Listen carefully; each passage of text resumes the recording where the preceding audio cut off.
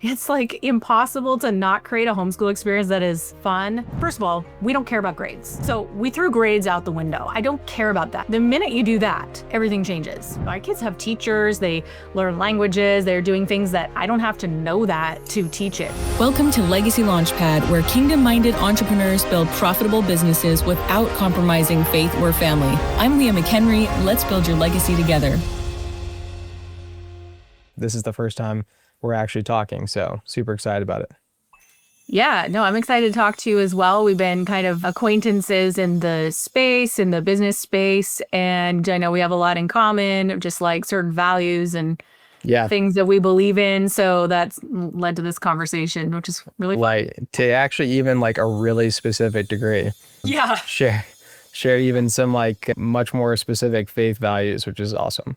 Awesome. So first off, just tell me a bit about your background. I know you're a homeschooling mom. That's everywhere. I also know you run multiple businesses, but for anybody who doesn't know that, just like lay the background and then we'll like dig in a little deeper. All right. Well, I don't want to bore anyone to death with my whole childhood life story or anything, but long story short, I come from a background like raised in the church and stuff, but a lot of brokenness, a lot of divorce, a lot of dysfunction, that kind of thing. Love my family. They're all amazing people, but brokenness, right? Like sin, like, yeah, it really gets in there.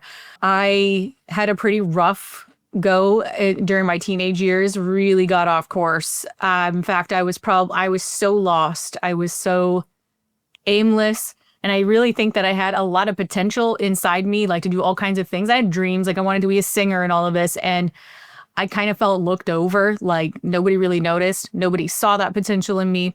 And I didn't know what to do with myself. And quite frankly, I just started partying and doing what people do when they have a lot of pain and nowhere for it to go. And I didn't know what to do with myself. I had no mentors. I had nothing.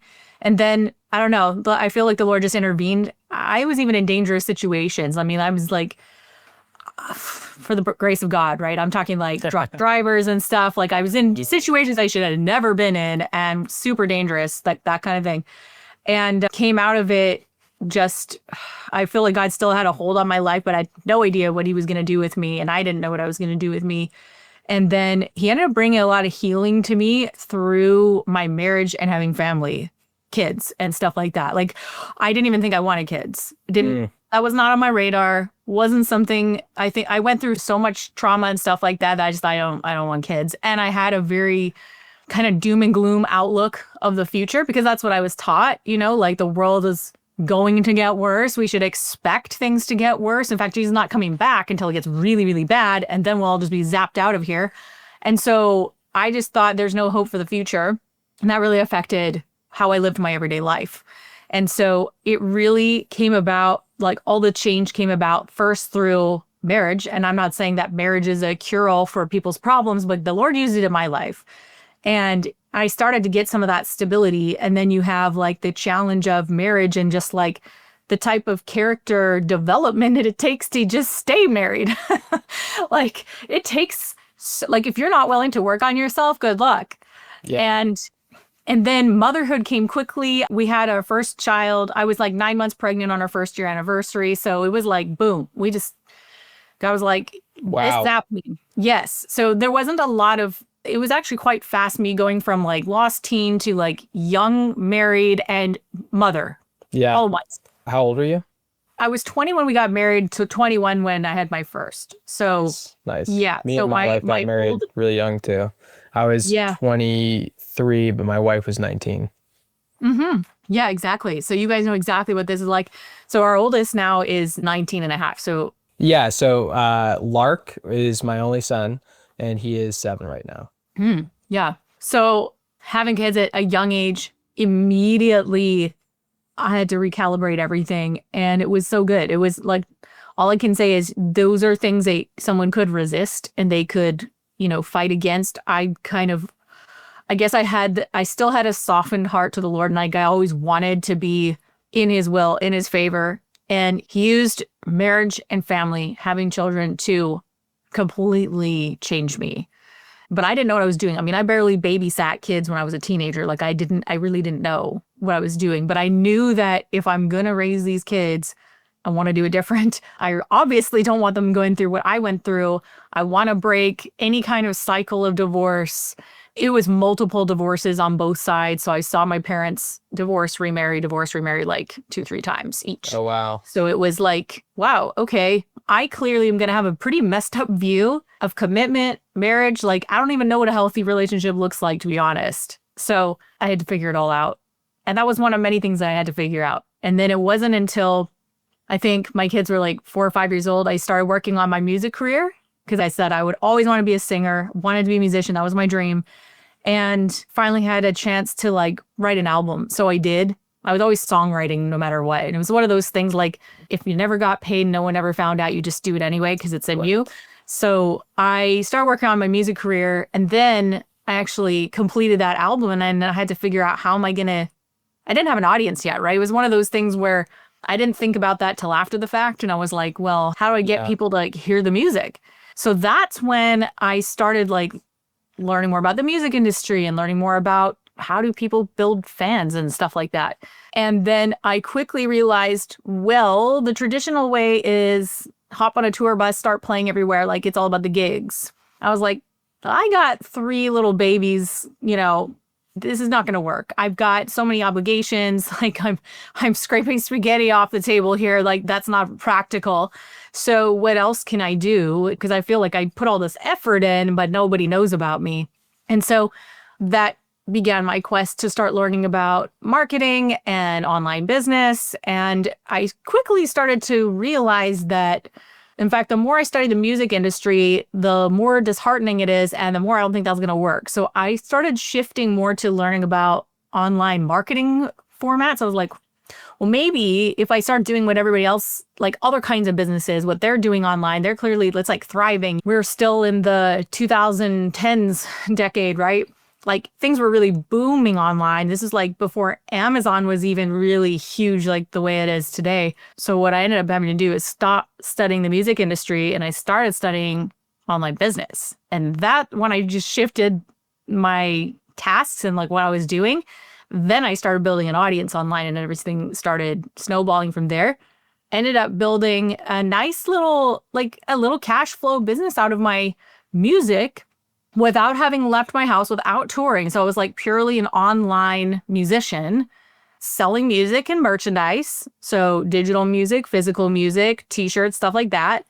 And when I looked at it, I was like, you know, this is actually an e-commerce business. That's what this is. Yeah. And I'm selling digital products too, but it's a brand. It's like a personal brand, but it's e-com. So then I kind of started really studying e-commerce and like all of that. And I ended up building like a annual six-figure music business as a homeschool mom who's never toured.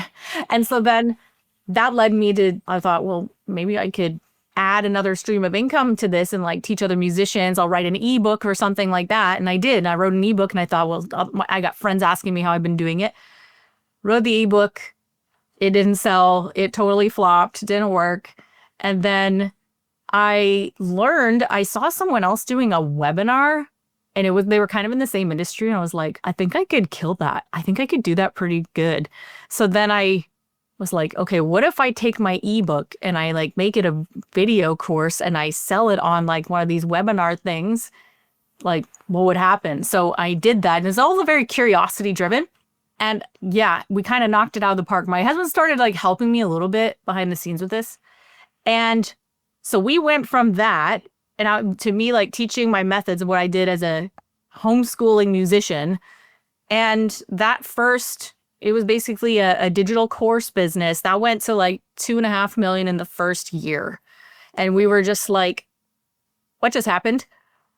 It can't be real. And so it was like just pure disbelief. And then we had to, it wasn't like winning the lottery or anything like that, because with crazy explosion of sales like that comes a lot of not just a steep learning curve, but like incredible amount of crazy things, like everything from taxes to that many customers coming in. You've got disgruntled customers or people who should have never joined, or they were never talented to begin with, by the way, if you don't filter them, which is like, a whole thing.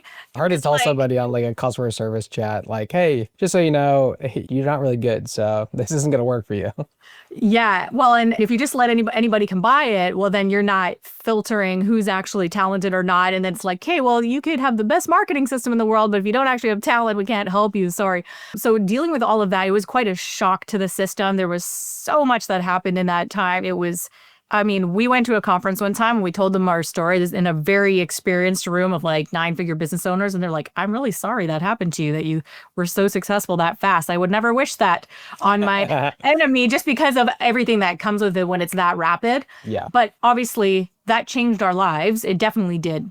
But then we did that for about 5 years. And then I was still like, my music business has always been my own case study. Like I release an album every few years and I use that as a continual case study for different things. I've done Kickstarters, I've done multiple 6-figure Kickstarters, things like that, where it's all about building an audience first, letting the customers fund the project or fund the whatever the goal is, and then delivering the goods after the fact. So I got really, really good at things like pre-selling and building audiences quickly, selling products before I'd made them, and then fulfilling later.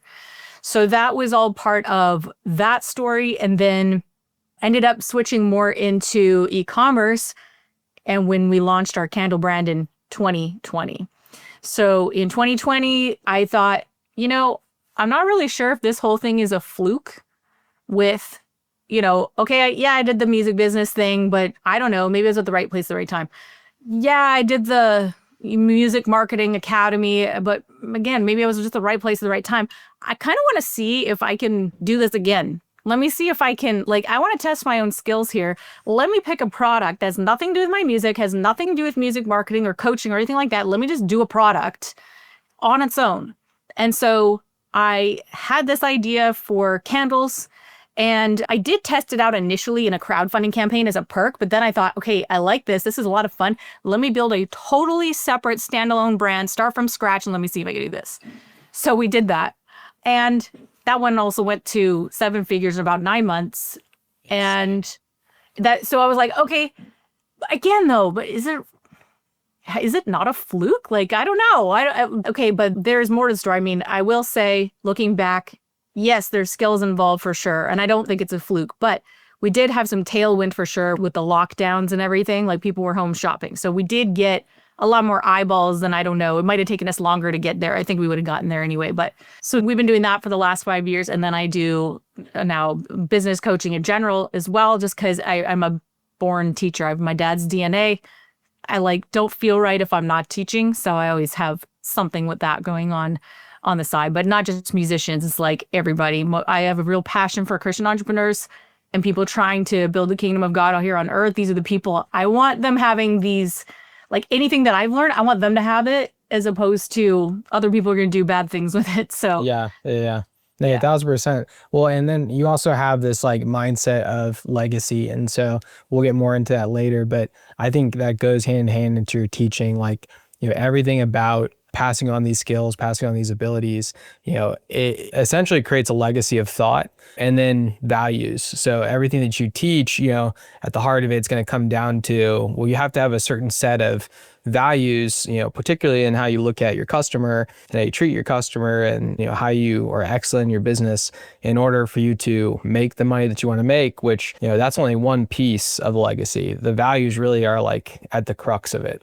So yeah. For anybody who was not able to keep up with all of that, in summary, you really didn't have a foundation when you got started. You had almost everything working against you. Homeschool mom, never had learned business, in any other context. And you really learned trial by fire. And then you made several businesses very successful while also homeschooling. So the first thought that comes to my mind, and this is a big reason why I wanted to talk to you. It has a lot to do with your time management and how you look at your day and how you handle homeschooling, how you balance your business. I feel in some respect, when I look from outside looking in, it seems like you've made very particular choices in your priorities and even maybe in your business model. I don't know how much that played into it, based upon what you actually wanted to see like in your life. So can you just like talk a little bit about, how do you structure your day? Because real quick, just one piece of context on this. I think that most parents who want to teach their kids entrepreneurship, or maybe want to be an entrepreneur themselves, their first thoughts are, one, they're unsure how to get started. And that was a journey that you went on. But then on top of that, they already feel like they're way too busy in order to like fit all this stuff in. So I know that because I'm like pretty familiar with what you've taught. And I know you talk about your big 3 secrets and sort of how you balance life, how you balance your business, how you balance your homeschooling. And I'm sure family time and all that fits into that. So can you just break that down a little bit about how you're structuring your day and how you look at those things? Yeah, this is such a huge topic. I mean, I started writing a book on all of this because there's too much. Like there'd be, honestly, this could be an entire podcast broken into 100 episodes. But there's a lot of context around this. Like we want to just talk time management, some really basic stuff. This is very contextual based on the ages of your kids, right? So it depends. Am I talking to a homeschool parent or not a homeschool parent? I have a lot of philosophy around this. Yeah. And so philosophy, breaking down the philosophy, so specifically homeschooling or Let's talk homeschooling, because Okay. I think that the first group of people that I personally would like to serve is homeschool families, because I think that there's more opportunity for them to work in some of these like things that are outside of the typical school curriculum. So, if my personal goal is to help parents teach their kids entrepreneurship, then ideally I'll start with the ones who probably have the easiest opportunity in front of them. And I think also you can speak directly to that group because you've already problem solved a lot of things that a homeschool parent is going to go through. Mm-hmm. Yeah. So again, there's a lot here, but I'll do my best to be concise because there's a lot to unpack. But originally, my homeschool choices, the reason we did this was because I came from this broken background and I had this recency, I don't want to call it recency bias, but kind of where it was like, this just happened to me. This was my childhood. I'm young, married, and I'm like, how do I never repeat this? How do I stop the brokenness? Because I feel like I wasted my entire life up until this moment. And so I'm looking at the future, and I think this is where it all begins, is looking at the future. And number one, you have to believe that there is a future worth fighting for to begin with, that God is doing his work in history. And if he's doing his work in history and he's not just going to rapture us out of this planet and like abandon what he made, well, that kind of changes everything. And so I don't often mean to bring up things like eschatology, but it really matters. What you believe about the future affects the decisions you make today. And so I came from a very fearful place initially where I was like, I just want to hide under a blanket. The Antichrist is going to take over the world and they're going to chop off heads and put on barcodes on our foreheads and we're all going to die. It was like, I was very confused between that eschatology, which is a premillennial kind of a thing. I would get confused between that and like this rapture theory. And I was like, well, which is it? We're getting zapped out or we're living through some future tribulation. So all of this affected my view of the future and if I would even have children and then of everything else. So I am friends with people who have all different kinds of beliefs, but I will tell you the thing that really, really changed my life was learning that there was actually another historical view of this that was historical to the church. And there's an all-millennial view, and then there's a post-millennial view. And I know you're probably not expecting me to talk about theology when we talk about time management. It's hard not to. Everything's related. But first of all, so it starts with a positive view of the future, a positive view of history, and that Christ is putting every enemy under his feet. In fact, he says, my Lord will remain at the right hand of the Father. The Lord said to my Lord, sit at the right hand of the Father until he puts every enemy under his feet. And then comes the end in all this. So it's like, well, okay, well, he did it at the cross. So it was like, definitely it was accomplished then, but it's also progressively happening throughout history as well. And so, because if you just believe you're on the losing team, why would we do anything? The saying goes, it's like polishing brass on a sinking Titanic. Why would you do that? Why would we polish the brass? Why would we be ironing clothes and beautifying if it's a sinking ship? Like, we're on a losing team here? Like, no. So when I became a little more educated, I started reading some books my dad gave me, and I had no idea. And I realized we're on the winning team actually in history. And it doesn't mean it's all happening in our lifetime. We actually have to start thinking generationally. What if we're actually in the early church, not the late church? What if he's going to do stuff over the next several millennia and we're actually the beginning? We're still in the early, so we don't know there's mystery around this, but I started realizing there was a major problem with my thinking. So it all started with the thinking and like, we're on the winning team. And if we're on the winning team, how do we act different than if we're on the losing team? If we're on the winning team, okay, I'm going to really think hard about what I do with my kids because I don't want to repeat the past I had, but also there's a future we're fighting for. So the big thing that had me homeschooling was I watched Vodi Baucham's Children of Caesar. It was a lecture he gave like in the early 2000s. And really it was this saying, it was about not giving kids over to the government, because the famous saying he said was, if you send your children to Rome for their education, don't be surprised when they come home as Romans. And the point is that indoctrination is always happening. It's a matter of whose indoctrination. Your kids are being programmed, they're being molded, they're being shaped, their thinking's being shaped. And you can call that indoctrination, whatever, but it's happening regardless. So the question is, whose indoctrination? So if you look at what the government has done, what their intentions were with public education, secular humanism, and all of this, and where the state is God and you're your own God, and there is a morality being preached, but it's theirs. And you look at, on contrast, what have the most successful families in the world? We're talking like dynasties. We're talking multi-generational businesses that stayed in the family. I'm studying this right now for 1,000 years. There are still companies alive that are still being run in the same family bloodline for 1,000 years. 5 of them are in Japan. How do they educate their kids? They would never send them to a public education system. That is a guaranteed way to break the line, break the family bond, the generational, values, like they'll just go to smithereens. So no. They keep it in the family. It's private education, or they are staying very, very close to the parents, to the family. There are there's like a family lore. It's like some of these go back so far back. It's unbelievable that they actually have like folklore involved because it's so old. But they have, family creeds and things like that, they deal with business and family. So I'm getting a little ahead of myself here. But the point is that if we just look outside of our own convenience model that we have today, and we look at what would it take to really build the kingdom of God here on earth through business, through family, through community, all this in the church, what does that actually look like? What might it require me to do now? And am I willing to do that? Am I willing to be uncomfortable? Am I willing to sacrifice for a greater long-term vision? And this is what I find is the most missing from people today. We're so conditioned to think about ourselves, what's convenient for me, what's comfortable for me, and there's no vision further than past their own lifetime. So it starts there, right? So that's the long answer to why are we homeschooling, is because I wasn't going to give my kids to Caesar. No, to program their mind. And I didn't feel qualified to do it, but who else was going to do it? It was like, it's me, right. I guess. You knew, my husband and I. You knew that you wanted certain values in your kids and you wanted to be a deep part of that.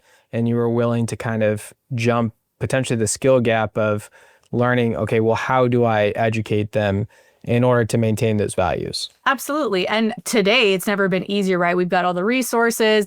You can outsource all kinds of things. So our kids have teachers, they learn languages, they're doing things that I don't have to know that to teach it. And I don't have to teach it myself necessarily, but it's all under my guidance, all by design. It's all by intention. None of it is me just handing them off and whatever happens, happens, and whatever they're assigned, and I'm just, making them do homework. No.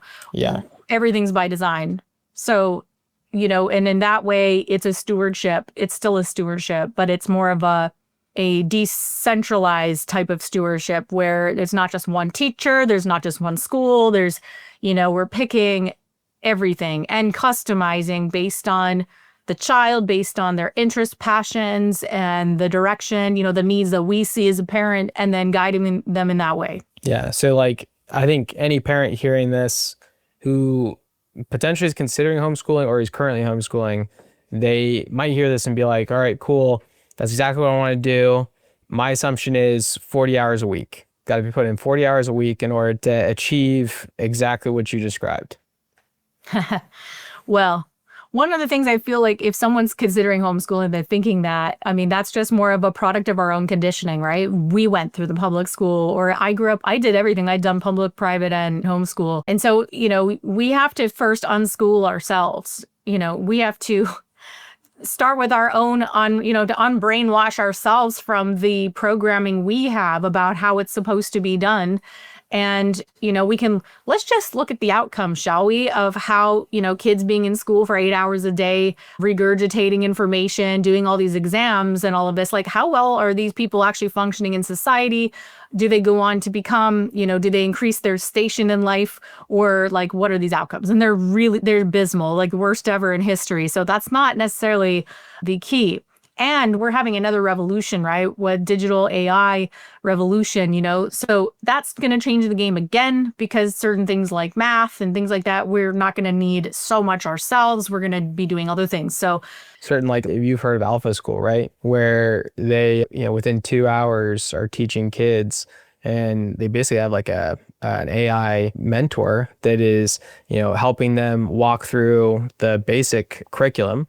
And then these kids are actually testing higher than kids who they are spending 6 to 8 hours in school. So it's like, all right, if that's possible, then how do we do it? Because I think I've heard you say before that you actually get all your homeschooling done in around like 2 hours a day. Yeah, when it was like the really focused part of, hey, let's sit down, kids. And this is very contextual based on age and what we're doing.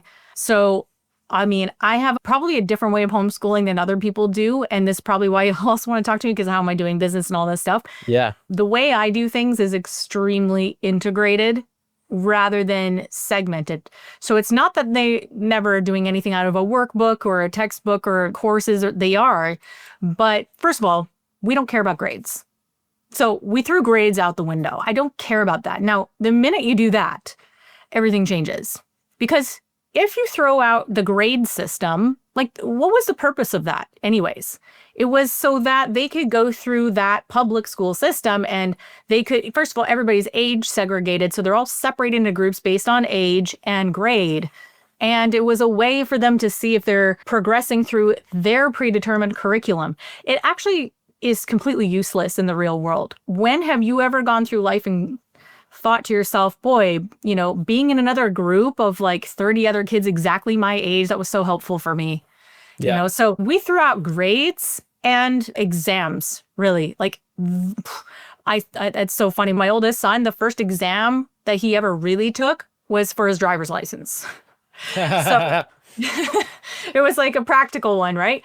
Because learning is not about regurgitation, right? It's about retention and application. If you think about what are we trying to accomplish with education, right? Right. We want them to integrate things that they can actually use in real life. Now, there are things that my kids don't necessarily always want to learn that I do require some things, but outside of those minimal requirements, we go all in on their interests and passions. And the reason why I do this is because self-motivation is like a cornerstone in our household. Especially if you're working and you're working on a business, you can't be babysitting every moment of their day, like breathing down their neck. That's not going to work. And it's not fun for them. You're going to get all this resistance anyway. But even greater than that is not just like, oh, I need to free myself up. It was more like, how can I get them to love learning? And how can I get them to love learning so much that they're motivated? And then I don't have to remind them all the time to do X, Y, and Z. How can I help them become self-sufficient, self-managed, self-motivated? And so when you do that, things like grades, things like exams, and these unnecessary burdens of like, all these learning outcomes the government gives us, like that is completely useless. And it doesn't produce any of those things. Those now become chores. They now become tasks that they don't want to do. And then you're going to encounter a lot of resistance. So that's a huge thing that I don't. So some people might call my style like unschooling, but I know that within that, there's a very broad range of what that can mean. So I suppose you could put me there if you wanted to. But I know on the spectrum, because there is a spectrum, some people believe that unschooling is like your kids are left unto themselves. They're doing whatever they want with no guidance. We're definitely not on that side of the spectrum. How I would describe it is I look at myself more as a facilitator and a parental like guidance where I'm like, I don't trust that necessarily they know what's good for them all the time, especially when they're young. So they're getting that guidance, they're getting the nudge, they're getting the encouragement. And there's I do personally require some things like we learn phonics and things like that, go through some of the basics. But outside those fundamentals, I want them to really love learning and be excited about what they're doing. And then guess what? Let's say you have your son and he is like obsessed with sharks right now, and this is like a phase he's going through. We just go all in on that phase. And it's like, okay, like every Netflix documentary on sharks, all the books from the library on sharks, we'll go to the museum, we'll go to the science world, we'll go to the aquarium. It's like, basically we take it seriously when they're all in on it, knowing that it won't last maybe forever. They'll change their mind. But guess what? Childhood is the perfect time to change your mind. And huge. Yep. Yeah. So we just like go deep on that topic. And next thing you know, I don't have to ask him to read books about it. He's like asking for the books about it. Right. So which gets his reading in. It's getting like his, potentially some biology, he's getting application of different things. And then even along the way, he's kind of learning how to research something and become knowledgeable about something. Exactly. And then, there's sometimes good opportunities for it's like, okay, well, it's one thing to take it in, but can you communicate what you learned? So there's creative things you can do with that, whether it's like have them write a summary or if it's like a science textbook where they're learning about the thing that they love. I mean, you can literally go anywhere on the internet. In fact, you go to ChatGPT and ask for like prompts, create some kind of a sheet where they can just write out what they learned that day or draw the pictures of what they were, what I'm saying? Like, it's like impossible to not create a homeschool experience that is fun and super conducive to that particular child. I personally believe that the public school system in the next 10 years, I think everything's going to be custom education. Everything's going to be customized. And that system is like an old dinosaur system it's already dying, but I think it's going to completely disintegrate and go away. Yeah, I agree, because too much of what is taught in schools is not easy to apply. And then we've already seen the effects. There's nobody who believes that we actually have like a solid school system.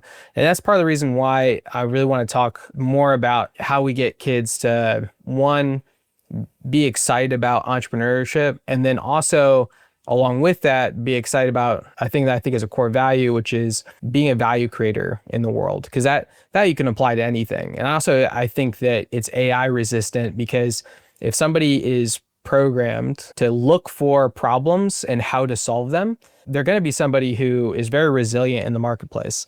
So they're going to always have valuable skills because they'll know how to teach themselves those skills. They'll know how to keep making themselves useful and learn how to solve problems, which isn't really a thing that's taught in school. So how are you looking at, bring entrepreneurship into your kids' lives? Because they're surrounded by it. And you have 2 businesses right now where, I'm sure that they have exposure to it. So, 2 questions there. One is, is there like a direct way that you teach your kids entrepreneurship? Because I know that they're interested in it. We'll get into their business in a second. But is there a direct way that you're trying to teach them? And then how much are they exposed to your business? Like, are they working in it? Like, what does that look like? Yeah. So it's interesting, both when it comes to business and to music. This is not something I've really pushed on them or, required of them. So, and I say this is interestingly because as it turns out, all 5 of my kids are highly musical, highly skilled in what they're doing. Like, I cannot believe it. My 10-year-old son recently, it was like overnight. He doesn't play the piano, but he was playing this like Russian something song. I was like, excuse me, where did you learn that? How did you learn that? Like, what just happened? And so I don't know, other than like they see me do it. So this is a key that I'm going to get to. They see me do it. And actually, I wondered how that would go, because most of my music is written on the computer with headphones and my keyboard. I'm not playing concerts all the time. So I was like, how? But it's interesting. So I'm like, my oldest son is a classical pianist, like expert level. I don't even know what. And all three of my daughters, they all play instruments. They all sing. And I didn't push that necessarily, but we can talk about osmosis. I really, really think that people and children are absorbing all the time in the home what's going on, the good, the bad, and the ugly, right? So it's the same thing with business. We didn't really push business on the kids, but they are immersed in it. Whether they like it or not, they're immersed. I mean, when I say we're integrated, I mean, my husband and I, we might have a conversation at the dinner table about who we hired that day and stuff like that. Like, we don't like, oh, no business, no talk. Like, that's not really realistic. That's not real life. So real life is all different things at various times when they come up. We will obviously avoid anything too heavy close to bed, because then I can't sleep. But other than that, like, things are happening all the time. That's what I mean by an integrated life. And so with the kids, no, I didn't really push it, but I will say now, and again, this is very age appropriate thing, right? So they're getting immersed, they're getting an osmosis. So I never really worried about that. Same with thing. I didn't push music, and they're all expert level. I never have to remind them to practice. Again, there's that self-motivation thing coming up with business, never pushed it on them. But like, we have older teens now, most of them are older teens, and they just can't imagine being employees. They're just like, but what I'm not encouraging them to do necessarily is everybody go out and start your own businesses, because I'm starting to take more of a holistic family view of business, where not everybody is a founder. Not everybody's a visionary. Not everybody needs to go start a new thing. What could we do to incorporate them into the existing thing we're doing, rather than diluting the talent and diluting the energy and the focus? Start bringing them into the fold of the existing businesses, teach them the skills, like, hey, you're starting with sweeping the floors, and work your way up. And so that's exactly what we've been doing more officially this year with our oldest two who have graduated. They are literally doing that. I mean, everything from, yes, sweeping the floors, because we have our own manufacturing facility, to like actually making the candles that we make, to the shipping department. Like, they have learned every aspect of the business. They're not in leadership at that point. They're learning how to do the skill. And interestingly, as I'm doing the research for the book I'm writing, when I looked at how did these dynasty businesses that have been in business for 1,000 years, who are still run by the same family line, how did they do it? And this is how they do it. All those children didn't go start their own businesses. They incorporate them into the current family business, and they teach them the ground up. And again, they start at the bottom. You have to prove yourself, because it's actually more of an issue of character than skill. You need both. You need the character and skill, but skill can be taught. If you're the next in line for succession and you have not proven that you are responsible and you don't have, integrity and all these things, they're not passing the business to you. And in some cases, when I study these dynasty businesses, like out of Japan, if the son, who would typically be first in line to inherit that family business, if he was not qualified for any of the reasons and the criteria they had, going against the cultural grain, they would give it to the daughter if she was the only one there. They would do that. And that went against everything just because, she was more qualified. So the point is that we've got to be, I take that and I'm like, okay, what do we learn, right? The kids were folded into the family vision, and there has to be a vision to begin with, or what are we doing? Why are we doing this, right? So some kind of blueprint, there's some kind of vision for the future. And then on the practical side, they're being integrated from a very small age. And so when again, in my research and studies, the kids weren't necessarily told, like, you're the one inheriting this, like right out of the gate, but they would be incorporated from very early years, going to work with their parents. They're just seeing it. Again, it's an osmosis process, and really an apprenticeship over decades. And so this is not like okay, I'm retiring, you take over. And they're like, it's day one, and they don't have what's needed. No, this is a long-term apprenticeship and a mentorship that happens sometimes in some of these dynasty businesses. it is over many decades. So there's such a commitment there, and obviously relationship. Because, and can you imagine if you didn't have good relationship, like the whole thing just implodes. So the fact they've been able to keep these family lines going for so long, they must be so dedicated to that family culture. There's a really strong identity, really strong culture. And then they have a method to passing that business along one generation at a time. So I'm looking at that going, okay, well, I'm just doing the research on this now, and I'm going, I think we're doing it right, actually. I think we're doing exactly what I'm reading about. This is pretty exciting. And maybe there's more that I will unfold and give some more practical things on, but Yeah. that gives you kind of any idea. Yeah, no, that's exciting. I think it's a needed book because you can kind of see it outside looking in with like Dave Ramsey, for example. He's spoken about, how he's trying to set his business up for the next generation of Ramseys to come in. And it's not every Ramsey that's a part of the business. They have a son that has nothing to do with the business, but then they have a son and a daughter who both showed gifts early on, and they brought them from the ground up. They started off on the lowest totem pole, and the expectation was, hey, because you are Ramsey, you're not being given the keys to this, nor are you going to get any favors on your way up.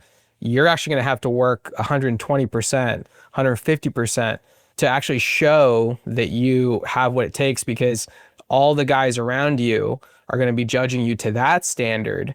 Because if you come up and you're only 70%, or maybe you're just 100% as far as like what you can do, your output, all of that, they're not going to respect you as much. And so it really is going to take you coming up through the ranks in order for you to prove yourself and prove to the guys who you might one day lead that you should be the one in charge. Exactly. So there's these boxes they have to check, can they do it? Like, are they capable? Are they willing? And have they demonstrated they have the character and the skills? And you're right. And it's like, they're big shoes to fill, and they have to prove that they're willing and able to fill those shoes. So I just like that as a challenge, even for us small business owners. It's like, well, how can we incorporate a little bit of that? Because maybe our business is going to be a small business, but maybe our kids are going to turn it into a big business or start something new that will be really big. But it all starts with, never despise small beginnings, right? So we can't compare to these 1,000-year-old businesses, but they started out, it was like they had a day one, somebody started that one, and then they just kept it going. It was one at a time. So I'm just looking to look at the lessons of how we can apply that to multi-generational thinking, which is really such a Christian way of thinking, and the way God builds his kingdom is through generations. So yeah, that's a huge part of my overall philosophy to all of life, really, and the type of education, the way we run our family, the way we integrate everything. It's with that view in mind. And yeah, and I think that the mistakes and the pain and this stuff, we want to write that stuff down too, because the reason we're so motivated is because it's so fresh for us. And my husband had a rough background as well, and it's very fresh in our minds, and it's very easy for the next generations to forget because they didn't experience those things. So how do we make sure that the lessons continue and that they don't need to repeat the mistakes and go through a whole cycle of maybe 3-4 generations where there's more divorce again, and now there's more this, and the pain is back and the dysfunction, and now it takes a couple more generations to get back on track. It's like we can't foresee what our descendants are going to experience, but we can do our best with what we have right now to maybe record this, write it down, make a little family constitution or something like that, and write little books and memoirs and things like that, diaries that we can pass down. Be like, your great great great grandfather, look at what he said he went through in his life, and maybe he committed adultery or did this or whatever, and he's writing about don't do this, and he's like writing to his future great great grandchildren. I just think we should do more stuff like that, because I mean, what a heritage to have, and have lessons that we can pass down. So 1,000%. If I'm going to sum up what your overall philosophy is and sort of how it works into the tactile, it sounds like from the earliest age, you kind of view parenting almost in whole like an apprenticeship. where they're becoming competent as they go, and you're just sort of setting up, little challenges for them, and then you're incorporating their interests as they go to be able to fuel those challenges. And then as they become more competent, you start to bring them more into things like the business, whether that's sweeping floors or, whether that's, working on the candles or in whatever factor, that works in. You're looking at it like, I want you to kind of, follow me and follow me through these like little mini challenges that I set up for you. And as you pass each challenge, you're showing competency both to me and to yourself.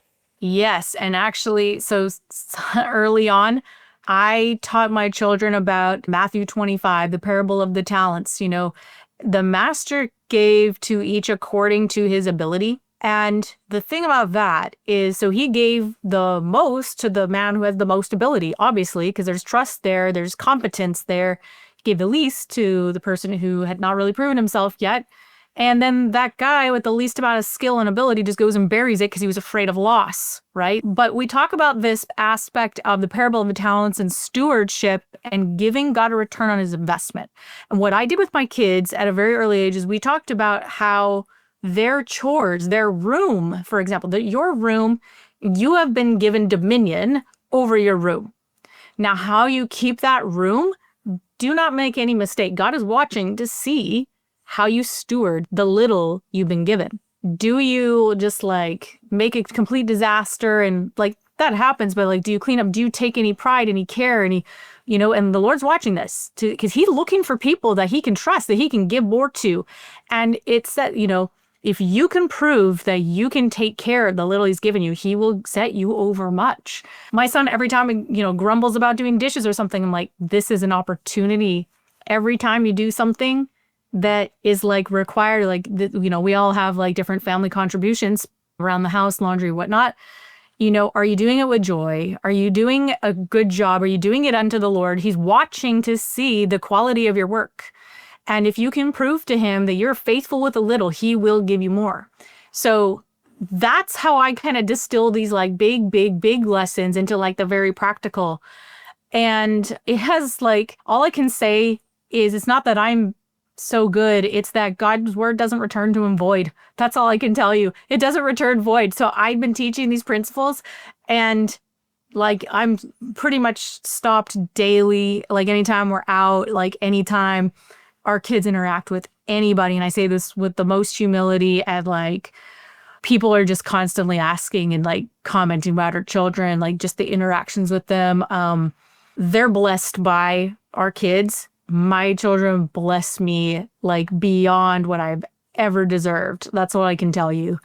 And it just took me being willing to, I guess, be very soft-hearted to the Lord of how he would want me to do things and be open-minded, do things completely different from how it was done for me. And he's just amazing. He's remarkable what he does to restore and redeem and work through very broken vessels.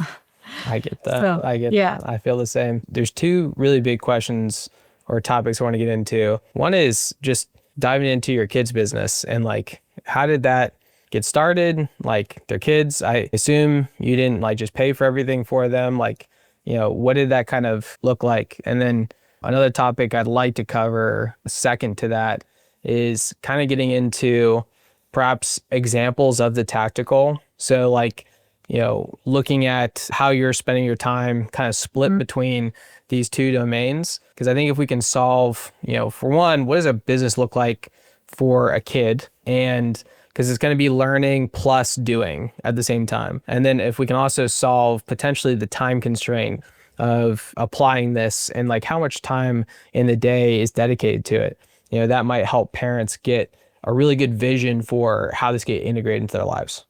Yeah. So my daughters and my son at one point, he was more involved, started a little book box business, and it was just based on their own desires and needs.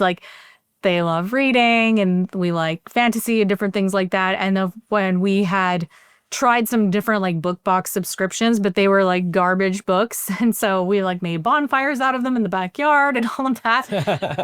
Yeah, and a marshmallow roast. But it was just, they liked the experience of getting this box every month with the little trinkets and fun things.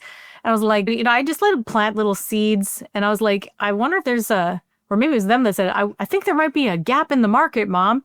So I plant the seeds, but then they, the seeds grow. And I'm like, yeah, well, there might be. And so I would just encourage this. And even if I didn't think, well, oh, I don't have time to help mentor them in a whole other thing. I would give them my materials that I had. And they, with this particular business, they called it Lamppost Parcel.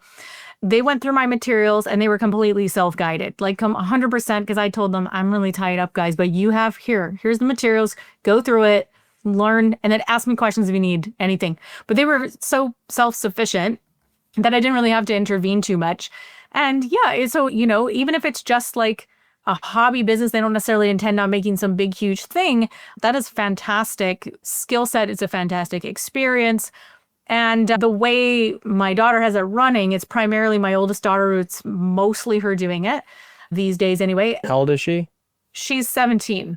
And how old was she when she started it, or when they started? I think, well, they kind of started taking more serious when she was 15. And then last year she really launched it. It was last summer, I think, that it got really launched. So it's a year now. What's making it a little easier for her is she's doing it as a quarterly subscription. So it's not like a month thing, which would be really, she's having to learn so much, right? So she's learned everything that I teach, like building an audience from scratch, validation, market demand, all the research for that. They studied competitors, finding what they were good at, bad at, profit margins.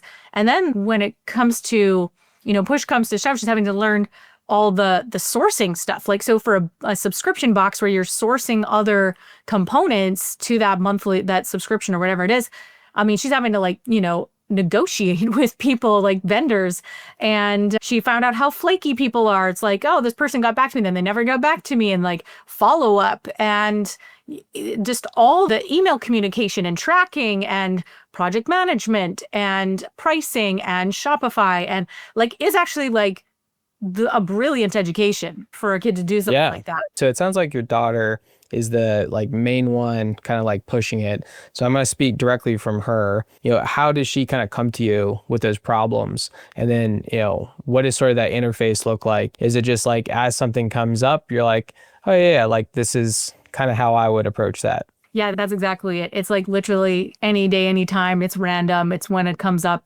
And this is actually how most of our life, I would say that we have a fairly flexible schedule routine. So this is kind of how I've always been, where there's structure to our days, but there's a lot of flex and a lot of pivoting, and you got to be willing to change it on a dime, because that's life. And that's the life of an entrepreneur as well. So it's not like we had structured times and meetings. Sometimes we would actually have a little family meeting if she had she had written down a bunch of things, but a lot of it's happening over the dinner table. And for me, I go back, there's a scripture in Deuteronomy where it talks about teaching them the laws of God. And it's you shall walk by the way. And it's when you lie down and when you rise up, and it's happening all the time, right? So we're teaching all the time. We're answering questions all the time. That's what I mean. It's very integrated. I don't know how other people do it, but I would lose my mind if everything had to be, in some spreadsheet all the time, and then, so I think for that to work, you have to set your mind, you have to be in a certain disposition where it's for example, I always learned early on when homeschooling, doing a business, my kids do come first. And if I'm working in a deep session and my kids interrupt me, too bad. I'm putting my laptop down. The Lord will help me get back into the zone. And I can also plan better, and I can plan a work block. I can get up at 5 a.m. and I can work for 2 or 3 hours before the whole day starts. Sometimes when you're really getting something off the ground and you have to focus, that's your only option, is planning those blocks that you need uninterrupted before the house is awake or you're staying up late, however your brain works. And I just had to learn how to welcome the interruptions. And that was an attitude change for me. The problem is my child is me, is my attitude. So yeah, takes a lot of character discipline to make that work and feel good about it, but it's worth it. Oh, 100%. Well, and that kind of goes into the schedule. So I like you said that, because I think that a lot of homeschool families would say, yeah, we're not super organized. They probably would relate to you on maybe the feelings of a somewhat chaotic schedule, but you kind of hinted at something there, which is time blocking. So if I were to break out a particular day or a particular week, what's kind of the average as far as like how a day or a week might look in the McHenry household? Yeah. So again, this has really changed a lot over the different stages of life, different stages of business, different stages of our kids, ages and as well. If like at one point when I first started my first business, I had like 5 kids under the age of 7. And that was very intense. And in those days, at early days when I was just starting the business, my husband was still working construction.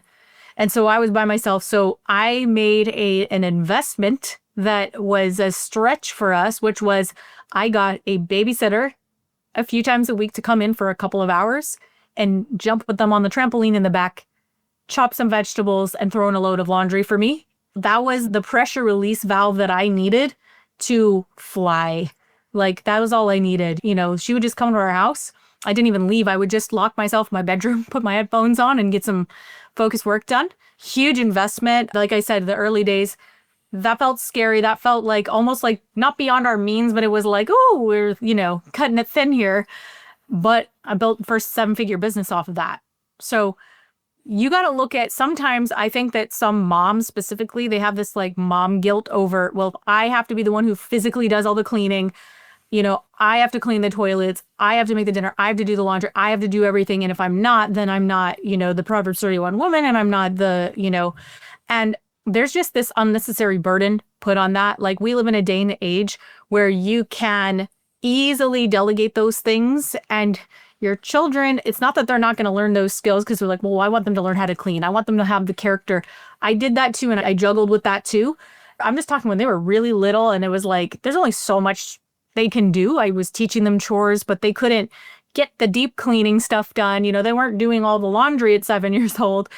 And so there's age appropriateness and stages, but all I can say is that at each stage, you need to like take an evaluation of what are the things that are taking up all your time that don't deprive the things you want to teach your kids, but that easily someone else can do, at least partially, that would allow you to, create some time blocks for focused work. I mean, the business isn't going to build itself. You've got to somehow get that carved out time to not just focus on the business, but make sure that when you are working on the business, you're doing the right things, you're working on the right tasks.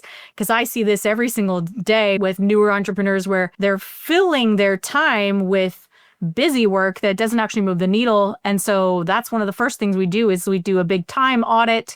We're looking at where's all their time going. I mean, it's kind of like if someone hires a personal trainer or something, usually they have you take a diary of all the food you're eating for like 3 to 5 days so they can get an understanding of like, what are your macros looking like? What are your calories like? Let's just get a baseline for where we're at. Like, make sure you write everything down, like all the bites and licks and tastes of things, the BLTs.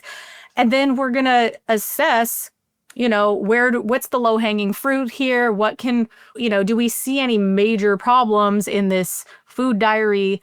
Is something way out of whack? Or you eat like 100% carbs and like no protein? Like, what's going on? So we do the same thing with our time. We need to get the macros of our time. And then we can start assessing, like, is there some low hanging fruit here? We could easily just delegate here and there. We could create a time block here. We can, involve our kids, can up their responsibility over here.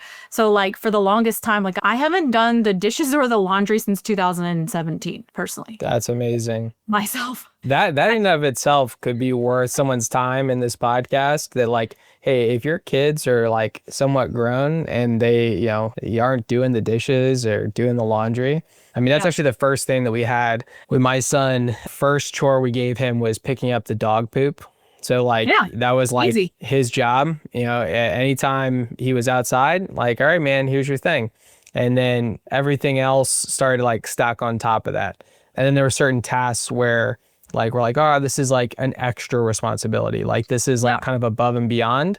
And so for those, I'll actually pay you something. Like I'll give you a reward in dollars. And so like he started to think about things in terms of, oh, well, if I want this thing over here, then I just have to do this many gigs. And that's what we'd call them. I have to do this many gigs in order to get that thing. And so he created like a direct line between, all right, if I help with these other things and the value that I kind of like export, I also get this valuable thing that I want over here. That's exactly it. Yeah, we pretty much do the same thing. It was like, we're a family, so we all have to contribute. These are like the basics. And then outside of that, we do gigs as well, like over and above. And then it's funny over time, because of that character development, a lot of our kids, they just do stuff without asking, like, or without us having to ask at all, which is the ideal, right? It's like, oh, I didn't even have to ask them to do, or they did something that I was going to ask, but I don't have to because they just went ahead and did it. And so there's a culture of taking initiative. That's the other thing that we end up, when you're self-motivated, and it helps having girls that they love aesthetics and they like decor stuff. So they want things to look a certain way. So they might just start vacuuming because they see it needs to be vacuumed. So they just start, So, but yeah, that's a big thing. That's huge. I think a cool thing to kind of wrap this all up with is just looking at, you've talked a lot about legacy, and we've talked a lot even just now about legacy. In fact, I feel like the second we opened the door to philosophy, right away, it was like, all right, the root of all this is like truly in legacy and thinking long term. What is kind of like the McHenry legacy? Like, what is the thing that you're specifically trying to build within your family? So, and just for the record, my married name's actually Harnett, but everyone knows me as McHenry because that's how yeah, so that's totally cool. My husband's used to it. That's my maiden name, and that's how I got known online and through my music industry, because I do like Celtic stuff. So McHenry's very Irish, Scottish, and so I just went with that. Yeah. Funny enough, I had a friend. I don't know how he found out that there was any connection between you and I. Maybe you had followed me and he saw that, but he was following you.